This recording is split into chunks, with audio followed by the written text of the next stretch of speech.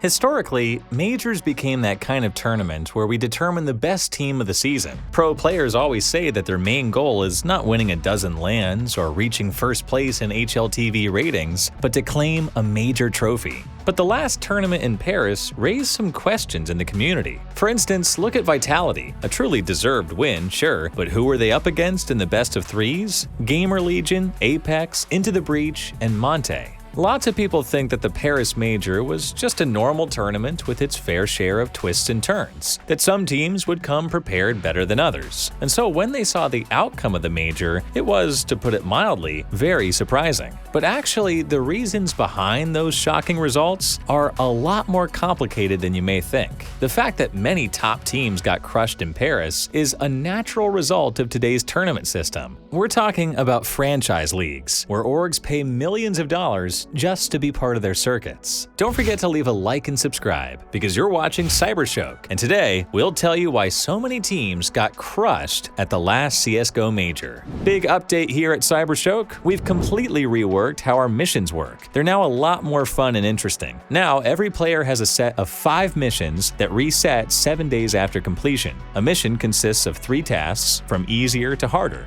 Let's just take a quick look at one mission. After the first task, you can end the mission and get a bronze token, or you can continue and get a silver token for the second task or gold for the third. You can spend tokens on opening cases or participating in raffles, and there you can win expensive skins, including many gloves and knives. We'll put a link in the description. And guys, please write in the comments how you like this kind of video we're putting out today. We suspect that this one might not get a lot of views, but we want to occasionally drop some deep analytical content like this today, and we're really excited to hear your thoughts. So, let's go back to consider how things went in the CSGO pro scene during the first few years of its development. In short, everything was in its place. Big LANs were held regularly, and teams got there by invitation or through an open qualifier. Look at the DreamHack in Sweden that was held 7 years ago. 16 teams battled for a big prize pot of $250,000. 8 participants were invited as obvious favorites, while the other 8 had to go through the quals. Nothing peculiar there. That DreamHack was an ordinary Tier 1 tournament, like every other one. Among all these big LANs, majors were obviously standing out. Every year, Valve partnered with some TO and held a big event that was considered the World Championship by everyone. Valve's main interest was not to make some fast money, but to create a LAN that would be a celebration of Counter-Strike's beauty.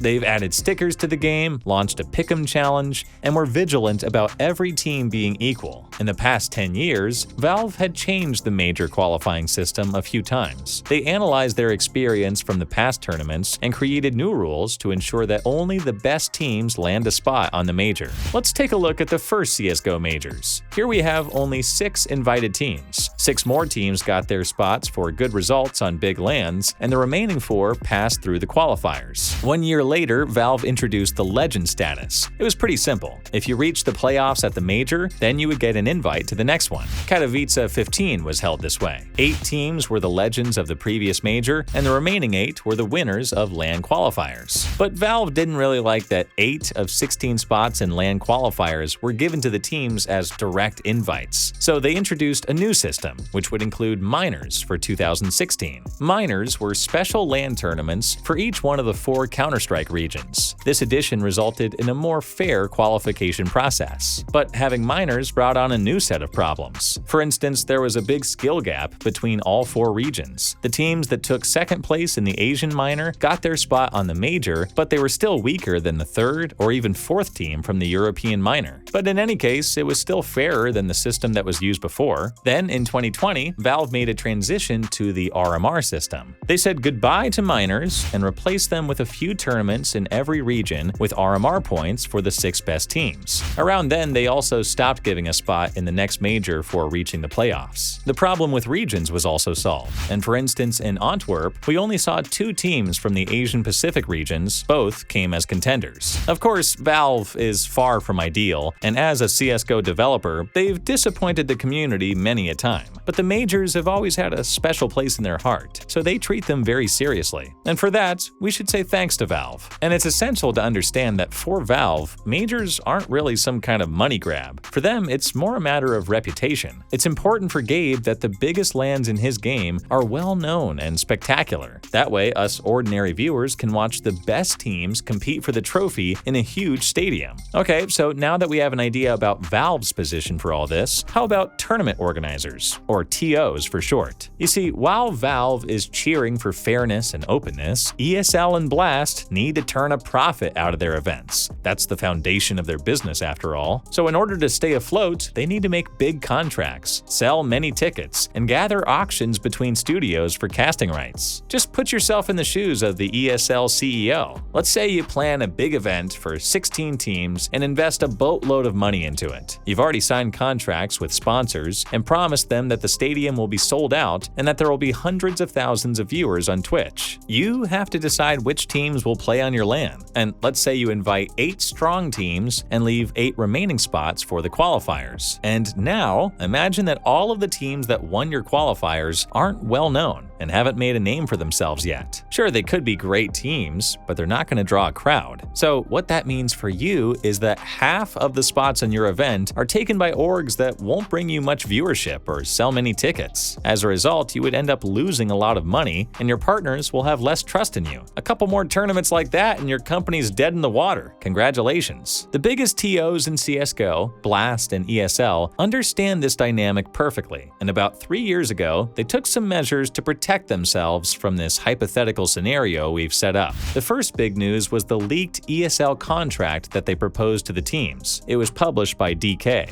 It turned out that in summer 2019, ESL already held negotiations with all the top-tier orgs about signing an exclusive contract. In short, here are the terms from it. Teams get an invite to all big tournaments from ESL and DreamHack in 2020. There were 20 of them with a total prize pool of $5 million.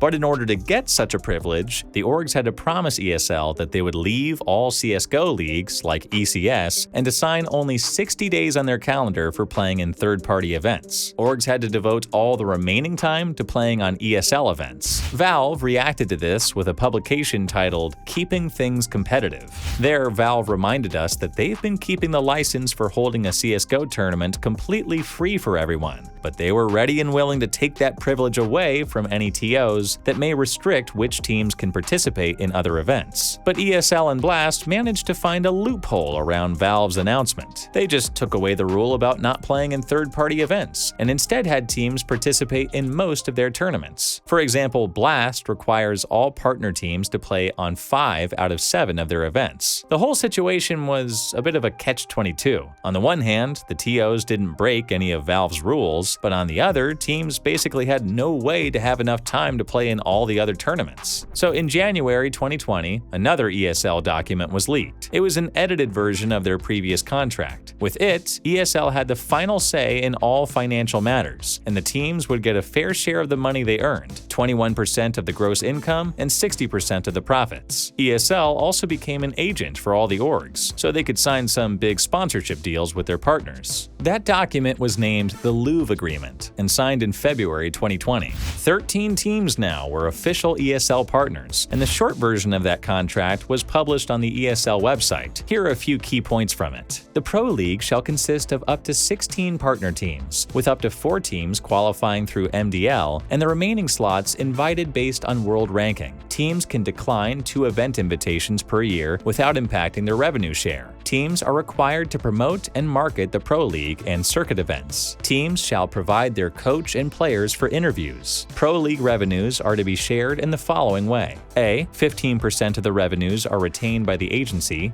B. Of the remaining 85%, 25% are to be shared with the eligible partner teams. C. After deduction of all operating costs, 65% of the profits are shared with partner teams. The players shall receive 15% of each partner team's revenue revenue share for Pro League and circuit events. Any such payments shall be on top of salaries and prize money. The BLAST agreement didn't get leaked, but it was basically the same thing. We invite you to every tournament of ours a year ahead of time, and you promise to play there no matter what. At Valve's events, it was the players who held a spot on the major, but ESL and BLAST handed that to the orgs, so that, for instance, when FaZe Clan decided to completely revamp their roster, they would still have their invites. Organizations obviously got a lot of benefits from this system, the best example being Evil Geniuses. For the past year, they could barely hold on to a spot on the top 40 of HLTV ratings, but thanks to the partnership with BLAST, they still had invites to their tournaments. At the start, everything looked bright and promising, and all the orgs wanted to partner with ESL or BLAST. For instance, in December 2021, ESL signed a contract with Big, Furia, and Heroic. In total, those orgs paid $20 million for a spot in the Louvre agreement. At that moment, the CSGO community started to notice that there was something about this system that felt off. After signing those 3 teams, the ESL commissioner gave an interview to HLTV, and here's what he said about how they chose which teams to partner up with. The criteria included a performance legacy, market forecast, and vision in terms of geography and how ambitious they were, fan engagement strategies, infrastructure, and personnel. It was a pretty significant amount of work we expected teams to deliver. To put it simply, when signing a contract, ESL looked not only at how strong the team is, but also would analyze its popularity and media activities. Of course, business is business, and we can't blame ESL for their approach, but this essentially means that when choosing between 2 similarly strong teams, they will pick the one with more fans and better marketing. And this approach doesn't really align with Valve's standards of openness and fairness. So there it was, a new reality, a new era in competitive CSGO. Now, the biggest tournaments would only feature partner teams, with a few rare exceptions. And you know what? In time, players got tired of this. So the orgs found themselves in a situation where they had to play against the same teams over and over again. There were almost no new names on the Tier 1 scene, because it became so close, and big LANs had turned into some kind of factory, producing the same results each time. Of course, this new system did have its benefits. For example, the production quality took a huge step up, and the orgs now felt safer about the future. And now, here we are today. The Paris Major had started, and the community was thinking that most of the favorites would reach the playoffs, meaning Heroic, Na'Vi, Vitality, FaZe, Liquid, Furia, and G2. But the results were unexpected, to say the least. This major in Paris became the world's most sensational championship in the whole history of CSGO. Top teams just kept losing important games against seemingly weaker opponents, and the underdogs didn't stop surprising the community until the very last day. But there's actually a very logical explanation behind all these sensations. You see, all the strong teams came to the major with, let's say, rose-tinted glasses. And you know why? Because before this event, all they were doing was playing against each other in partnership leagues, like kids messing around on a playground. And pro players didn't stop themselves from expressing their frustration. For example, here's a quote from Snappy. Why we were playing so good today. It obviously feels good. We are here at the BLAST tournament, taking out free BLAST partner teams, and I hope that they will obviously consider changing their format for 2024, because I think that a lot of teams are showing that we need to be a part of the circuit. Analysts also didn't stay away. Richard Lewis said that underdogs won their games because they were doing the basics better, and that this happened because all the top teams got sucked into laziness and burnout from playing so many partnership tournaments. Just take a look at Monte. Pretty strong roster, right? But they didn't have any popular players or some rich sponsor to afford to pay a few $1 million to partner up with BLAST or ESL, and because of that, Monte only had one option, which was to grind Tier 2 tournaments 24/7. So that's what they did. If ESL tournaments were held the way they were before, where up to half of the spots were given to the qualified teams, we would have seen Monte on the Tier 1 level way before the Paris Major. And to some degree, the same could be said about Apex, Into the Breach, and Gamer Legion. We don't want to judge ESL or BLAST for making franchise leagues and inviting only their partners to big LANs. After all, they're businessmen that obviously can do their job quite well. Some time ago, Lurpus, an ENCE co-founder, said that top orgs earn up to to $1,500,000 a year from their deals. Let's just agree that this is some really big money in a world where players like Nico and Simple have a salary of around $50,000 a month. But what does Valve think about all this? Well, it seems like they weren't exactly happy about what happened in Paris. There are rumors that Valve employees had a lot of talks with players at the major, asking what they think of franchise leagues. Not that long ago, Valve released a statement titled "A Level Playing Field," and boy, that changed everything. We'll quote it almost fully because it's so important, but feel free to skip ahead to the timing you see on your screen.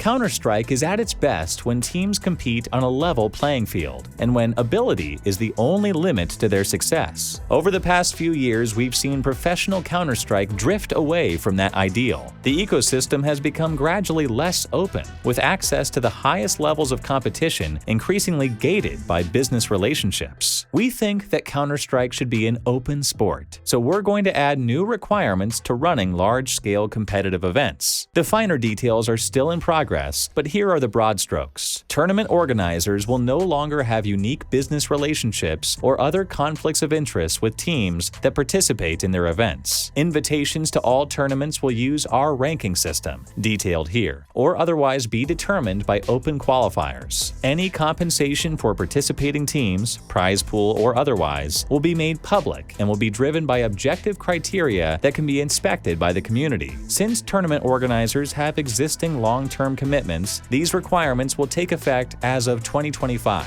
There will be some rough edges to the transition, but we're committed to the long-term health of Counter-Strike as a sport and are looking forward to its bright and open future. In this way, Valve has basically put an end to the franchise leagues. It's unclear how this will affect Counter-Strike. Maybe we'll see a bit less big tournaments with lower prize pools, but the main thing is that now it will be easier for promising teams to show their power to the world. Of course, Valve doesn't want to kill ESL or BLAST or drive them away from CSGO, so they gave TOs time until 2025 to fulfill any and all already signed contracts. It's most likely that Valve chose 2025 because that's the final date of today's edition of the Louvre Agreement. And after that, everything will run as it did before. Hey there guys, if you want to see more analytical videos like this, please drop a like and let us know in the comments. Maybe this kind of content won't get a ton of interest from the broader audience, but if we hear from you that you want to see more, then of course we're happy to drop something like this every now and again, because as always, you guys are the judge. Alrighty, as always, don't forget to leave a like and subscribe because you are watching CYBERSHOKE. Bye for now.